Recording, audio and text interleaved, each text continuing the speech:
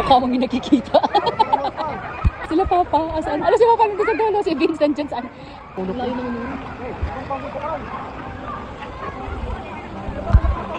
Naka 0.5 ba yan?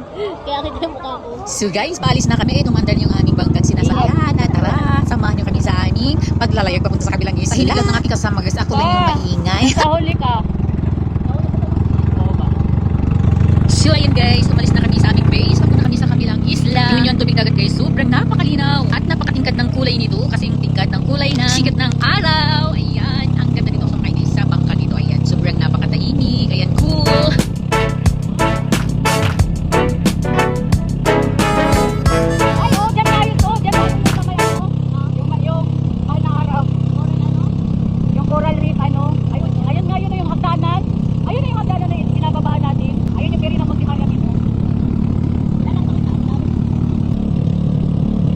Parang malayo-layo yata yung isla naming tatawirin guys. Ayan yung aking mga kasamaan. Sobrang seryoso ang kanilang mga pagmumuka or natatakot yan. Ang cute lang ng bangka naming sinasakyan guys. So ayan, 5 kami pang-anim yung bangkero na si Kuya.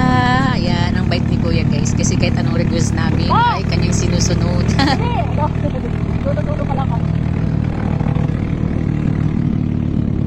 So guys, update ko na kayo pagdating namin doon sa isla namin pupuntahan. Doon ay meron daw magandang kuweba. Ayan, bye guys for now.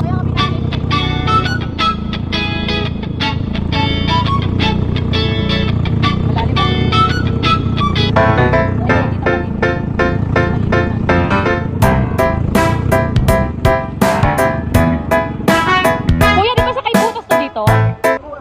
Ay, hindi ito dito? Pahala ko yung sa Kaybutas. Grabe ka. Okay. Andito na kami sa ano, ang tawag dito. Napakaganda dito guys. Ayan, puting-puti at malino yung tubig. At grabe guys, sobrang lalaki ng mga rock formation. Andito daw yung kuweba namin pupuntahan. So tara, let's Ganito go. rin sa Kaybutas, di ba?